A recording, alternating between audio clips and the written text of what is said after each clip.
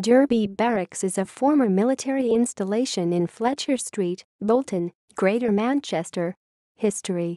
The original Fletcher Street Drill Hall was designed as the headquarters of the 27th Lancashire Rifle Volunteer Corps and established by conversion of an old workhouse in the early 1860s.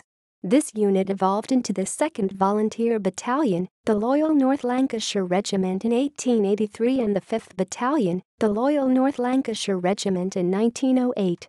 The battalion was mobilised at the drill hall in August 1914 before being deployed to the Western Front and was still based there at the start of the Second World War. After the Second World War, the drill hall was substantially rebuilt and renamed Derby Barracks after Edward Stanley, 17th Earl of Derby, who had been honorary colonel of the battalion.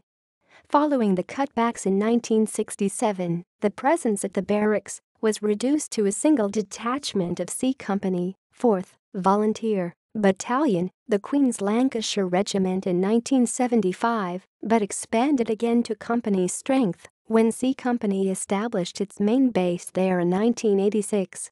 The barracks were still used as a Territorial Army Centre in the late 1990s, but were decommissioned and converted for charitable use in 2006.